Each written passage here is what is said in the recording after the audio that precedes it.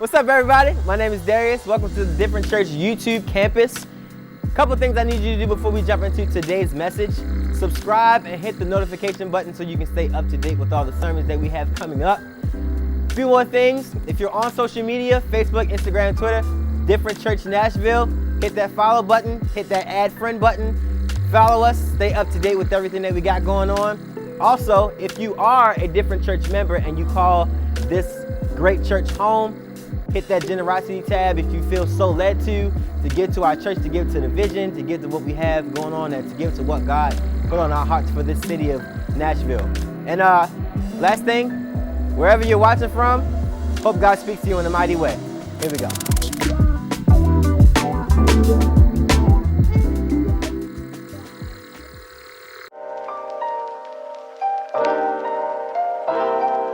Not all those who wander are lost. The only thing worse than being blind is having sight with no vision. Vision is the art of seeing the invisible.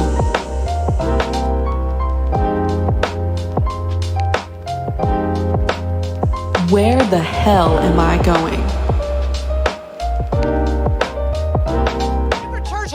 In house, how are we feeling this morning? Good? Okay.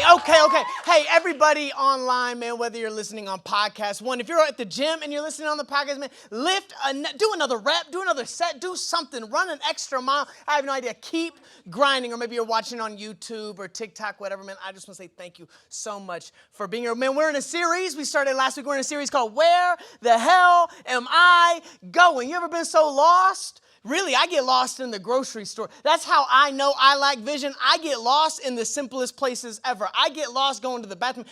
How much, if it's that easy to get lost in places I can see, what about the spiritual that I can't see? And there are three things that kill people we talked about. There's the physical death, right? You get murdered, you die physically. There's a spiritual death, wickedness, sin, you die for eternity. And then there's the lack of vision. Proverbs 29:18, I think it is, that says, where there is no vision, people die. But no one cares about that piece. No one cares about the vision. No one cares about the future dying. No one cares about any of that. I have to ask myself, do I know where I'm going? And I have to know, to know where I'm going, I have to be able to see. Vision is being able to see. Can I see into the future? And hey, maybe I'm just a little too Pentecostal, but I believe the Spirit gives people signs, wonders, visions, prophecies that you can see into the future. And we talked about it last week. How many times have you had foresight into a situation? You knew something was off with this relationship, so you cut it off. You didn't know what it was. You didn't know what was going to happen, but God gave you a vision for it. Therefore, you were able to see into it and go, hey, I got to bail out. You knew a job was going to act a certain way, be a certain way, so you had a vision for it, and so you kind of stepped out. And so whether it's in my relationships, in my finances, in my parenting, in my life, in my ministry, maybe you feel called to ministry, do I have a vision for it? Do I know where I'm going? Because if you were to put me just in the middle of nowhere, blindfolded, I couldn't get somewhere because I couldn't see how to get where I'm going. I have to be able to see where I'm going to get to where God's asked me to go. But I think we would rather look good than be good. We say it all the time. I think Christians are really good. You know how we dress up super cute? We look good. We smile on Sunday morning knowing we've been cussing people out Friday night downtown. The group chat, dude, if the church saw the group chats you're in, you wouldn't even get invited to serving kids anymore, would you? If they saw, but we would rather look good than be good. We'd rather look good. So growing up, my grandpa, he had a baby blue Thunderbird, okay? It was under this thing, and he loved this thing more than me, right? And every single day he'd get out, he would clean it, he'd wax it, he'd do everything, right? And I was like 12, and I remember asking him, I was like, Grandpa, can we drive in it? I had never seen it driven before anything. I said, Grandpa, can we ride in it? And he goes, it doesn't have an engine. And I was like, why are you cleaning? He said, man, I love how it looks though. I love how it looks. He had something beautiful that couldn't take him anywhere. I know a lot of us on Sunday morning, we really look good, but couldn't take anybody to the presence of God. If we couldn't take them to prayer if we wanted to. I know a lot of people who they listen to K-Love every single time they get into the car, but when it comes to praising in their closet, when it comes to praising somewhere, they don't have it like that. We look good, but we can't go nowhere. We look good, but we couldn't, and we especially couldn't lead somebody through the sinner's prayer, could we? But we look the part on Sunday morning, but it's less about looking good and more about going somewhere good. And I think that we have to ask ourselves, do I look the part? Do I have the shoes? Do I have the shirt? Do I dress up? Do I have the tie? Do I have the three-piece suit? Or can I really, no matter what I look like, you ever, and I remember back in the day, you ever had somebody that you least expect speak something crazy into your life? You ever had some like tattooed biker dude just walk by, say something to you, and you're like, oh snap. I haven't received that much in a long, you know what I mean? It wasn't my pastor. It wasn't somebody. It was just somebody random spoke into me. I have to have vision. But we can get, it can be very dangerous whenever we pray for everything but vision. If my daughters walked up to me and said, Dad, we want $100. What would I say? I wouldn't turn them down because I love them. I'd say, why do you need $100? And if they came up to me and they said, well, our friend is struggling, we want to help her out, and then if we have any left over, we could, buy something for ourselves, I would be more inclined to give the $100 than if they said, well, we just want to put it in our piggy bank and look okay. We just want to watch it. We just want to look at it. They don't have a vision for it. They didn't have a vision for it. And me being somebody, a great steward of money more than my daughters, I would say, well, show me the vision for what you're asking me for. But we'll pray, God bless us financially. We'll say, God, make us rich. And he'll go, well, what will you do with the money when you get it? God, give me a marriage. Well, are you just getting married because you're lonely, or do you really want to go somewhere with this spouse? Give me the vision for it. So rather than praying, God, give me more, I think our prayers need to be, God, help me know what to do when you give me more. I think I need a vision for the money I'm asking for. I think I need to have a vision for the spouse I'm asking for. I think I need to have a vision for the ministry I'm asking for. Because it's very, very, very easy to say, God, give me this, and not, hey, God, give me sight into what I'm asking you for. Because you know how I know? How many relationships have I wasted? How much money have I wasted? How many seasons have I wasted? Was it because God didn't give me what I wanted? No, he gave me what I wanted. I didn't have the vision to get what I want, to keep what I wanted. I didn't have the vision for it.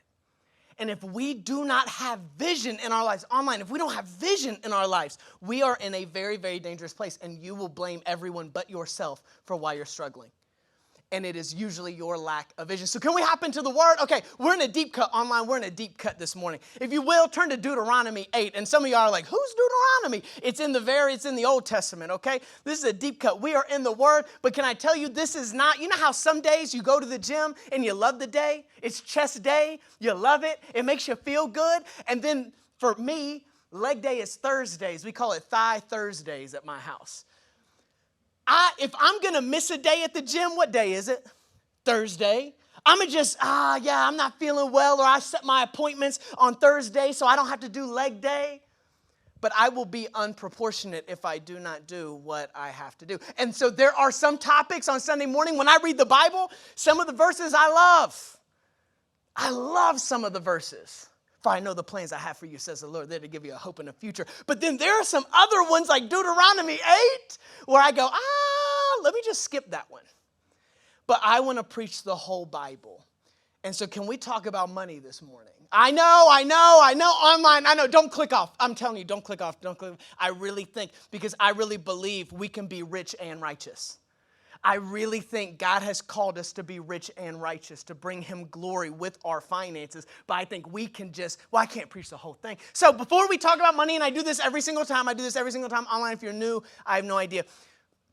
Before we talk about money, I do want to give a caveat. Deal? Are we good? Are we comfortable? Because, why do we talk about money? So first, why do we talk about money? 4/5 of Americans say they stress about their finances. And I know none of us, we're in the 1/5. I know everyone in person, everybody online. This is for somebody else that we'll send it to. This isn't for us. This is for this is for the 4/5. I'm part of the 1/5 because I'm better than everyone else. So this isn't for us. This is for everyone else. But 4/5 of Americans say they stress. And it is in the top 5 reasons people commit suicide. Why would we not talk about my financial stress? If the Bible talked about it, if Jesus talked about it, if Scripture talks about it, if it's a spiritual component that we can use to change the world, why would we act weird about it? But remember, it's leg day. Can we stretch today? Can we grow today? But before we talk about money, before we do anything, I have to say one thing and one thing, because for some reason people freak out, and so I just want to clear the air real fast. Tithing will not make God love you more.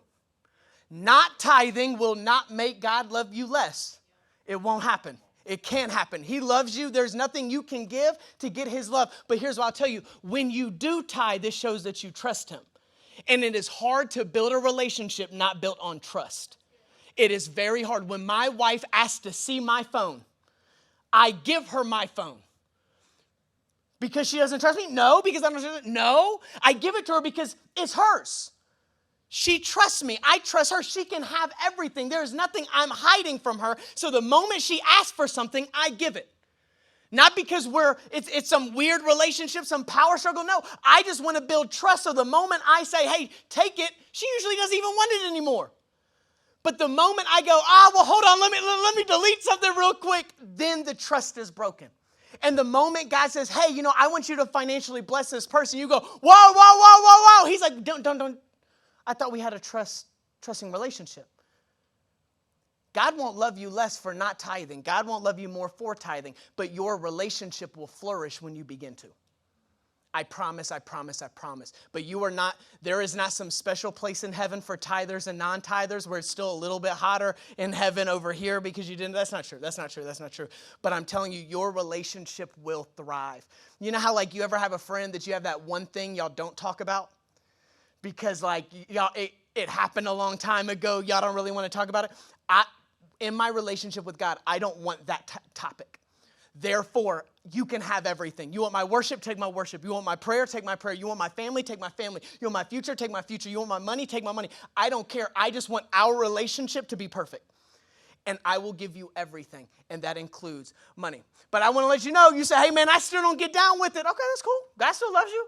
I still love you. You can still start, ain't no thing but a chicken wing, but I will let you know, your relationship, there will always be something there until you give him everything. There will always be just something small there. And so I need you. But hey, Deuteronomy 8, can we read this morning? Can we get into the word? And we're in a bunch of verses, okay?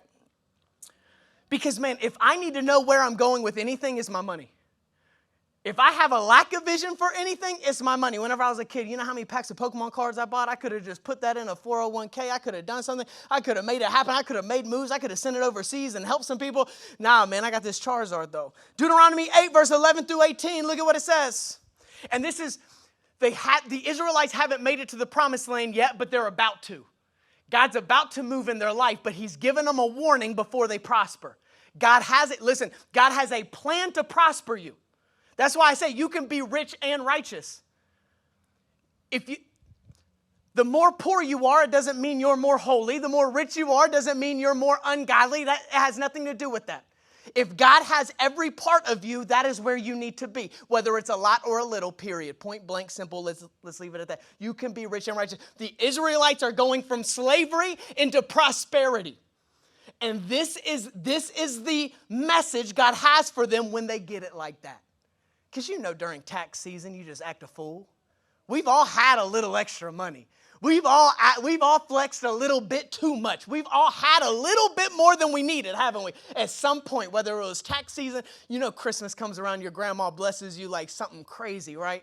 She loves you more than your parents love you, so she gives you a couple $100. You don't know how to act with a couple hundred extra dollars. But this is what he says, verse 11. If you want to read, play karaoke with us, look what it says. Deuteronomy 8, verse 11. But that is the time. Listen, when you get it like that, God's going to bless you. When you get it like that, that is the time to be what? Careful. What? Tell me to go flex and buy something I don't need. Tell me to eat steak and lobster real quick. Tell me to go on a cruise. Tell me to go on a vacation. He says, when you walk in a season of prosperity, not that it's bad, not that it's good, be careful. Be careful.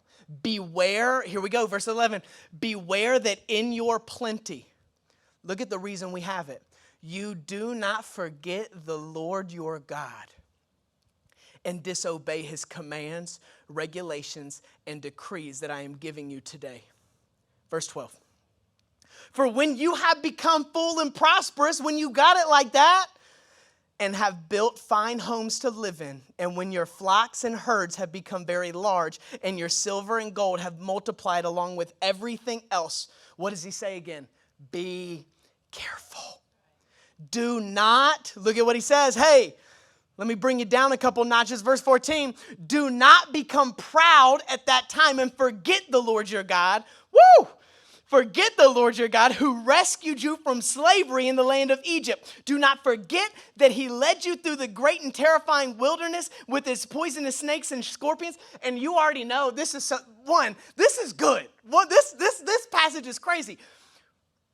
As we go back through, there are some things that aren't in my notes that I just kind of want to speak into your life. But look what he says, led you through the great and terrifying wilderness with its poisonous snakes and scorpions, where it was so hot and dry, he gave you water from the rock. Verse 16, he fed you with manna in the wilderness. I think this is good. A food unknown to your ancestors. We'll get there in a second. That's good. He did this to humble you and to test you for your own good. Everything you've been through, God was testing you, growing you, molding you, shaping you, doing something in you. Aren't you glad you went through what you've been through?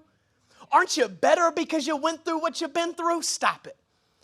He did this, verse 17, he did this all so you would never say to yourself, I have achieved this wealth with my own strength and energy.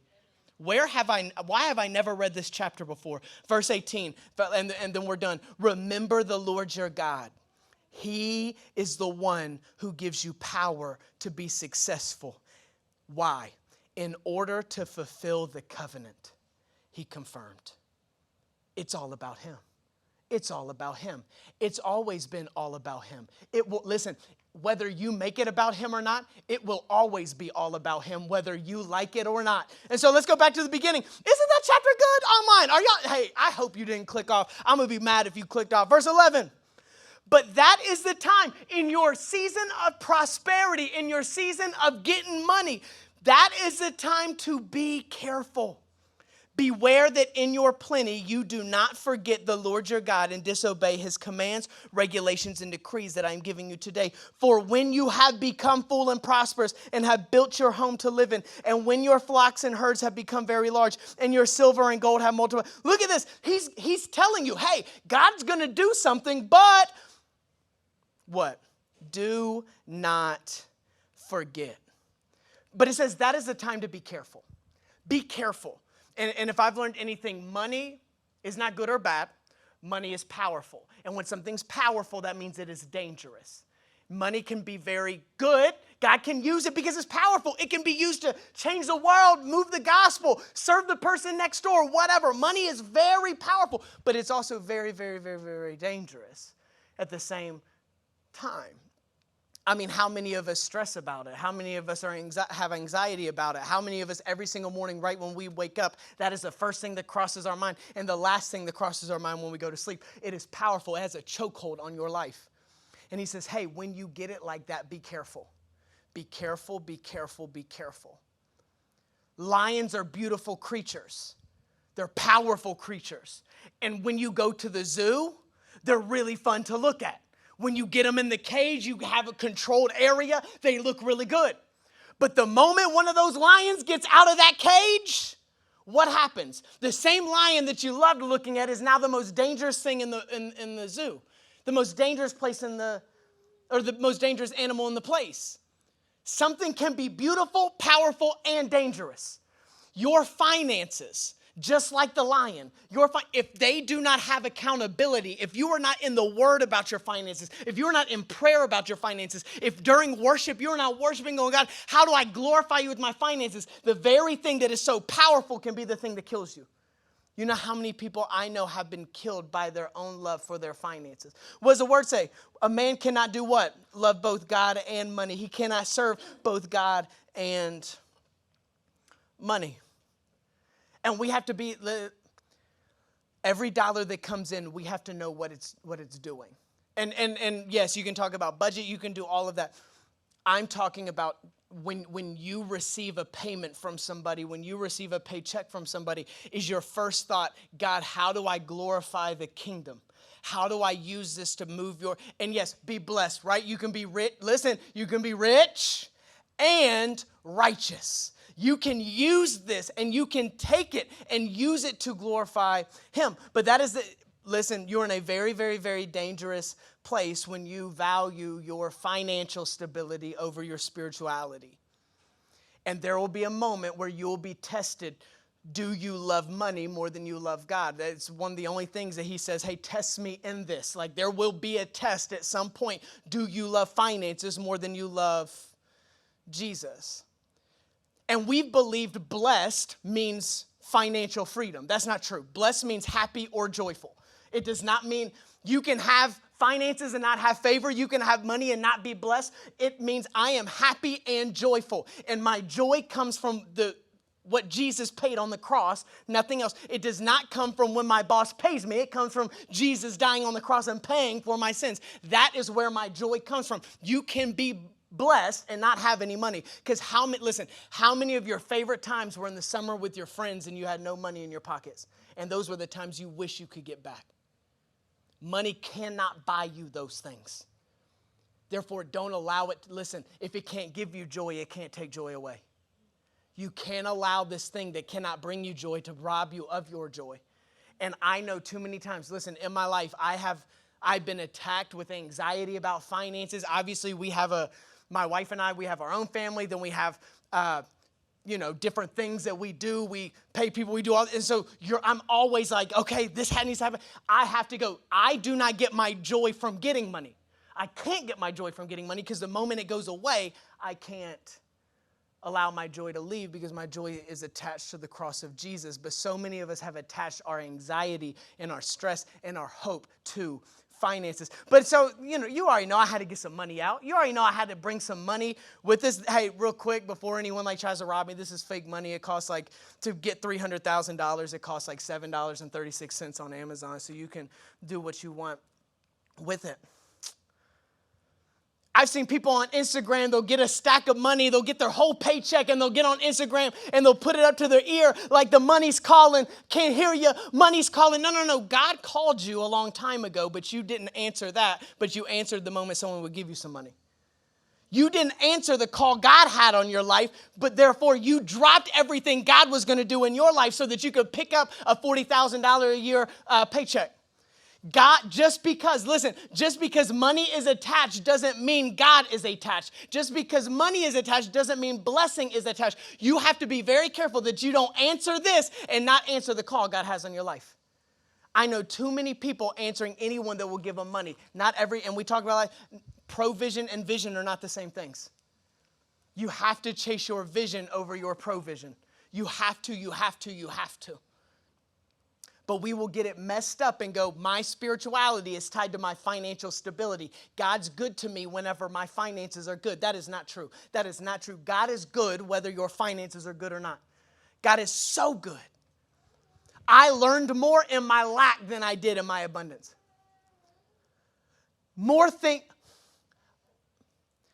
The first job I ever worked at, I was in high school, or the second job, I guess. I got fired really fast out of my first one. But my second one, my first real one, okay? I worked at Party City, and I made $7.15 an hour or something like that. I made $7.10, $7.15, something like that. And I just blew up balloons all day long. Tie. And I used to complain, man, if they pay me more, I'm out here working. My fingers are they're rubbing raw, all this stuff. And in that season, I didn't have enough money. I would complain about how much money I make. You know what my daughters love about me more than anything else? How fast I can blow up a balloon and tie it. The thing that I was complaining about, the season where I got paid the least, is something my daughters really cherish about me. I developed a gift in the midst of my lack. I developed a gift in the midst of I need more. I developed something in the midst of I don't have enough. And in your season that you're in currently, I don't have enough. I'm not making enough. God is teaching you something that you're going to take into the new season. My daughters go, hey, Dad, show us how fast you can do a balloon. I say, you want ribbon or no ribbon? They're like, what? You can do ribbon? I'm like, hey, man, I got it like that. What are you talking about? I got it like that. Ribbon? Me? I was balloon counter manager. You better stop playing with me. You better stop. But we will get so hurt that God is not answering our call in this season, but you don't know what he's teaching you in this season. You have no idea what he's doing. But you know what else people do? I've seen with this. Let me try to get this thing open. Look at this. You know what else people do? I've seen people on Instagram, they'll also, whenever they get paid, they'll like take their whole paycheck, spread it down their arm just to show how much money they got. And that really impresses their 100 followers on Instagram. That really looks good to the few people. But I know God's sitting there going, why don't you spread your arms in worship? Why don't you spread the Bible open and really begin to read? What if you lifted your arms in prayer? The same arms you've got money all over are the same arms that are not sacrificing anything for my kingdom. What good is getting all of this is the moment I die, I didn't accomplish everything God asked me to accomplish. Is my life not all about this? Have I not made it all about this? And dude, this means nothing. In the grand scheme of like, this means nothing. My daughters could care less. If you said, hey, do you want $100 or a chicken nugget? They would choose a chicken nugget every single time. And then you say, do you want $1 million or 2 chicken nuggets? They'll take the 2 chicken nuggets. The money means nothing to them because they just want joy. And money can't bring them joy. They don't have the vision for the $1 million yet. And I think a lot of us, we've allowed this thing right here, these bills right here to rob you. God did not create these. Man created these. And God uses these. That's it. But you've allowed this to have a chokehold on your life for a very long time. And I think God wants you to share the stress with them. I think God wants you to share that with them. He says, hey, your life doesn't have to be all about this. I can help you. You don't have to wake up every morning and check your thing hoping some money magically ended up in your bank account. Trust me, I've been doing it for 30 years. It hasn't happened. I'm waiting on it. Monopoly used to have a bank error in your favor, collect $500 card. I used to just think bank errors just happen. One hasn't happened to me yet, but I'm praying, I'm believing.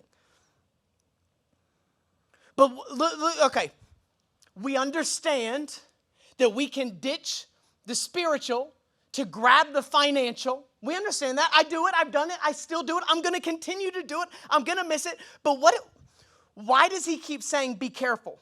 Verse 11, be careful, beware that in your plenty you do not what? Forget the Lord your God and disobey his commands, regulations, and decrees that I'm giving you today. For when you have, watch this. For when you have become full and prosperous and have built fine homes to live in, and when your flocks and herds have become very large and your silver and gold have multiplied along with everything else, be careful. One, I do want to say, like, I am not one of those people, like, and I know that we've been talking online. I'm not one of those people that, like, if you are blessed financially, be blessed financially. I remember at church, if you were blessed financially, people made you feel bad. If they saw you out to a nice dinner, if you didn't say, oh, I have a gift card, you were like some bad. No, maybe we're just blessed right now. Maybe we've just budgeted in this season. Maybe God is just moving at my job.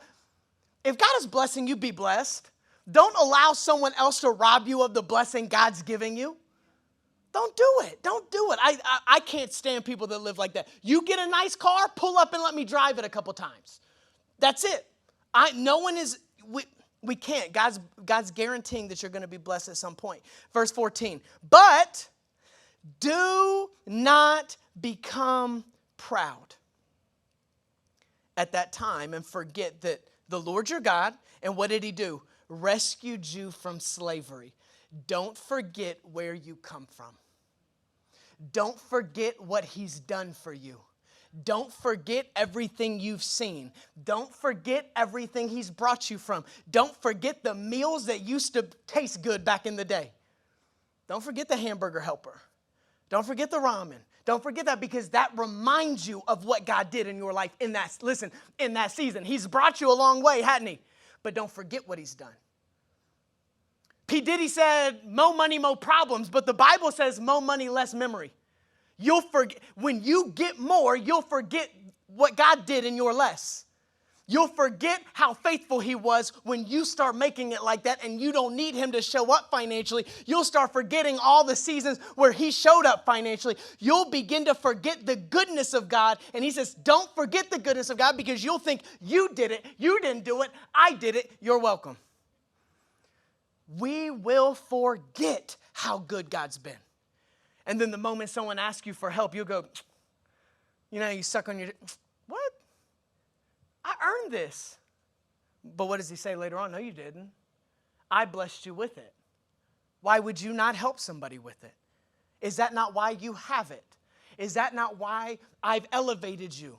Is that not why I put you on this earth? Is that not why? Don't forget the things I've brought you through. Don't forget the slavery you walked through. Don't forget it. Because the more money you get, you will forget.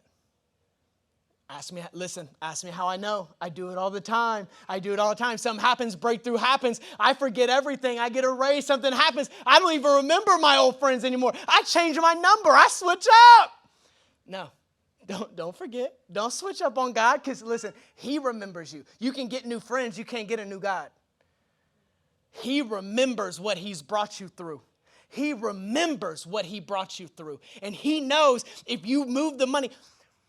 I heard an old pastor say this one time. All of us are one paycheck and a family member away from being on the street. All of us are. Don't forget it. You are a paycheck and a family member away. You lose that family member, you lose that paycheck, you are sitting there wishing God showed up. We're all there. It doesn't take long. And he said, hey, humble yourself. Humble yourself. When I begin to move, humble yourself. But we'll switch up. I switch up all the time. So, verse 14, do not, and this is where I just kind of want to, and Olivia, if you want to come play, thank you so much. Verse 14, do not become proud at that time and forget the Lord your God who rescued you from slavery in the land of Egypt. And watch this, don't forget, now he begins to tell you all the things you forgot. Do not forget that he led you through the great and terrifying wilderness with what in it? With its poisonous snakes and scorpions. He said, don't forget the things that tried to kill you, I saved you from. Don't forget the people that talk bad about you, I gave you a name. I gave you a calling. I gave you a purpose. Do not forget the seasons I've walked you through. Those things tried to kill you. Don't forget them. He says, I led you through every terrifying, poisonous snakes and scorpions. Those things try to come up on you. Those things try to kill you. Don't forget, don't forget them though. Not just, and I think that it's very easy to go, oh yeah, God, God's been good. No, explain why God's been good. Walk somebody through the things you've been through. Let them know what the snakes look like. Let them know what the scorpions look like because someone else is walking through that same season right now. Let them know. It encourages them. He says it was so hot and dry, he gave you water from the rock. And look at, and this was kind of something that this morning I was just kind of reading. Verse 16, he fed you with manna in the wilderness, a food unknown to your ancestors. You're in a season your family has never been in. Thank him for that. You will receive something. God will bless you with something your family has never seen before. You are breaking a generational curse. When God begins to bless you, you have got to look at it as God is doing something that he's never done in my family before. This is new. I'm going to share it. I'm going to talk about it. I'm going to praise through it. I'm going to walk somebody through it. I'm going to shout. I'm going to jump. I'm going to do whatever I need to do because my family never saw this. And we're not just talking about money, any type of abundance, any type of blessing, any type of favor. He did this to humble you and test you for your own good. Wasn't the test good? The old pastor used to say, aren't you glad you don't look like what you've been through? Aren't you glad you don't smell like what you walked through? Aren't you glad? You look really good, don't you? You've been through some really bad, haven't you? You've seen some stuff that nobody should see. You've walked through seasons nobody should walk through. Yet, aren't you glad you don't look like it right now? Aren't you glad God did something in it? Aren't you glad you learned something from it? There is something God taught you in the midst of your trial, in the midst of your pain. But verse 17, and we're done. He did all this so you would never say to yourself, I have achieved this wealth with my own strength. I did it. The hustle, the grind. Don't you love those stories like the hustling? Like, man, they did it out of nothing. They didn't do it out of nothing. When someone says, hey, Tyler, how this? when I think about the goodness of God, when I look at how God has been good to me. Verse 18, and we're done. Remember. Isn't that the word here? Remember. Don't forget. Remember the Lord your God. He is the one who gives you power to be successful. Don't forget. But with money, it's very easy because it's always moving. You're getting some, you're losing some, you're always doing it. You cannot build on money, you build with money. If you build something, if you build a marriage on finances, the moment finances are removed, the marriage crumbles. If you build your life or your ministry on finances, the moment finances are bad, the ministry or the calling crumbles. If you build your family, if you build anything on money, the moment that money moves, the whole thing crumbles. But if you build it on who Jesus is and then you allow resources to help move it forward, that's the moment, even when money doesn't come, you're not moved. Money can move, you're not moved. This says, don't forget, remember the Lord your God. But as I was praying, like, okay, all this sounds good, bro. Like this online, this sounds good. Remember God, be humble with finances, and I'll give some left over if I have some left over. But I still stress. Like I can't help. Like, and some of us, and I'll be very transparent, like, it's all you think about. It destroys your mind. Like when you wake up in the morning, when you go to sleep, during the day, everything. You are a slave to it. You are a slave to finances. I am not a slave to anyone but Jesus Christ. But Tyler, it's easy. And can I tell you real quick? If you don't share your stress of finances with Jesus, you will share it with your children. You know what's worse than hand-me-down clothes? Handing down anxiety and stress and depression. That's why Jesus says, hey, I know you don't want to give me this area of your life. I need it because I don't want your children to have it. Give it to me now. If that's being generous, if that's serving, if that's whatever, give it to me now so your children don't get it. Let me help you. But we'll give him everything but our finances and wonder why we don't stress about anything but our finances. But Tyler, I don't like talking about money in church. I know you just asked. I don't care if you tithe. Listen, I don't care. I don't make commission off this. I don't care about that. I want your children to not stress and ask, are we going to eat tonight? Because you did that. Because you talk like that. Because you stressed like that. Jesus saying, hey, just give it to me and I promise I'll do something with it. He's looking after you and your family when he asks you, hey, be generous. But I'm only looking after myself right now. As long as I get it like that, as long as I've got it like that. No. You stress about what you're a slave to. Because early on, whenever I was a kid, I didn't stress money. I stressed popularity. I had to give that over to Jesus. And then as I got a little older, I was a slave to my sexual impulses. I was a young kid, right? I just wanted to do whatever I wanted to do. What did I have to do? I had to give that over to Jesus. Then I stressed being single. Am I ever going to get married? I had to give that over to Jesus. And now that I'm older, I'm getting a little money that's coming in and stuff like that. What do I have? It's the same thing I've done with everything else, but for some reason, money, we just can't do it. He's like, you've given me everything else. Just trust me. Just trust me and watch me move. And you trusted him with those back in the day, and he made a way. You trusted him back in the day, and he made a way. Why? Listen, why would you forget now?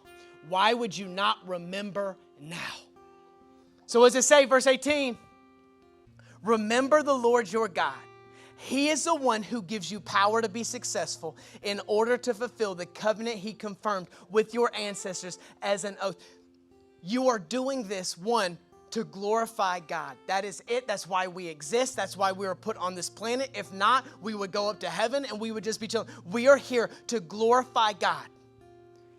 Every dollar has to go to something. And if you can be rich and righteous and your house shows the glory of God, you will share your testimony because of your house. Someone goes, oh, this is not a nice house. Yeah, if you'd seen where I came from, if you've seen what God did, that's a testimony. Testimonies aren't just, I was in a crack house. And no, a lot of our testimonies we can share. This boat, if you would even imagine where I came from and how God blessed me, you wouldn't imagine. And somebody can really see the glory of God through your riches. Someone can see that. But listen, but don't forget it. Because you know what you'll say? Man, I was grinding. First one in, last one out, worked as hard as I could, saved. No, the glory of God. If it wasn't for God, I wouldn't have anything. So Tyler, what do we do? What do I do? What do I do? What do I do? I'm stressed. I think about it 24/7. Don't let it have power over you. You know how you remove its power? Give it and see what happens. You assume power over it the moment you're generous. You're using it, it's not using you. We've allowed money to use us too much. I move wherever money goes. I talk wherever money goes. I spend time wherever money is. No. I'll go where God's called me to, and if there's money there, cool. If not, cool. It doesn't change what I do. My calling is bigger than my finances. My calling is bigger than what God can do in my life. My calling is bigger than any of that. But you have to begin to say, you know what, I'm done with this. I'm going to test him. I'm going to be generous. I'm going to do that. And so hey, online, I know, money talk, man, this is hard. I just know what it feels like to have stress and anxiety about it. I know what it's like to have a single mom that couldn't pay bills their whole life, working 4 jobs at night just to make ends meet, seeing eviction notice after eviction notice. I know what that's like. And I remember when I began to tithe, when I began to be generous, it was crazy. It was a crazy concept to me. When that happens, I didn't necessarily do it so I could be blessed. I did it so my daughters would know that their dad and their family was a generous family. Because my whole life, I had never heard my mom ever bless somebody else. I had never heard that before. I didn't want my daughters to see that. But you know, when I started tithing, it wasn't some crazy spiritual thing. It wasn't like some guy spoke. I remember someone said like, hey, give him your 10 and he'll bless your 90. That was like the conversation. And I remember thinking like I had tried everything to make, like I wasn't making ends meet. They didn't even know, my ends didn't even know each other, nothing. And I remember thinking my 100% can't pay the bills. So what difference does it make if I try? And so I just remember I was like, you know, I was too poor not to tithe. I was too broke not to tithe. And so I did it. And sometimes crazy stuff happens. People walk by with a $100 bill, bless me. And sometimes nothing. And I figured it out. But God was worth it. God was always worth it. You know, how everyone says, man, we're not ready to have a kid financially. We can't make it work. I couldn't make it work. I got 2 of them. It just happens. It just happens. When you're generous, God's got you. And you won't be able to pinpoint one thing he does. You'll just look back and go, but he did it. But he did it. But he did it. So that's my prayer. I don't know who you are, where you are. Really, this isn't hey, tithe to the church. No, this is, I don't want you to stress anymore. This has helped me not stress. This has helped me be less anxious. Are there days that are better than others? Yes. But God has more for you. And if you don't have a vision for your finances, the world will find something to do with your finances. Lord, we love you. We thank you. We praise you. We give today to you, whether it's online, in person. I have no idea, God. I'm done being controlled by my money. I'm done being controlled by my finances. I'm done being controlled by them. I'm done stressing about them. I'm done being anxious about them. I'm done having suicidal thoughts about my money because it'd be easier if I was just already in heaven. I know you have a goal for me on this earth. And God, I want to honor you with everything I have, whether that's my mouth, my hands, my actions, my time, or my money. Everything will go to honor you. Everything will go to give you praise and to give you glory. And I'm sorry when I've forgotten what you've brought me from. I'm sorry when I've forgotten the old jobs I used to have that I definitely couldn't make ends meet. And now I'm here a little bit better off than I was. And I'm less faithful with more money. I am less faithful with more finances. And I'm sorry. I'm sorry. But I'm done stressing. I don't want to pass the torch on to my family. I want them to know I would do anything. I would serve anyone, even if I had it, even if I didn't have it. I will serve anybody and anything, whether that costs me everything or not. Lord, I love you. We love you. We love you. We love you. It's your name we pray. And everybody said, amen. Hey, what's up? My name's Tyler, and you are a part of our Different Church YouTube campus. And I just want to say thank you. I'm the pastor here. And here's a few things that you can do to stay a part. 1, subscribe and hit the notification bell. Be alerted anytime something drops or releases. We want you to be a part. We want you to be encouraged and inspired and figure out what your different is. But maybe you want to tell your auntie, your uncle, your cousin, whoever. Maybe you want to send that, just share it. Because what I've learned in ministry, people will open a link to a church long before they ever open the door to a church. And maybe you're on Instagram or Facebook or Twitter. Follow us, Different Church Nashville. Be a part. See what we're doing every single day. And maybe, last but not least, you're an OG. You're a real one. You really want to get plugged in. All you got to do is go to different.church. That's DFRNT.church to find out more about us, the church, how to give, how to be a part, all of that. But I love you, and I will see you next video.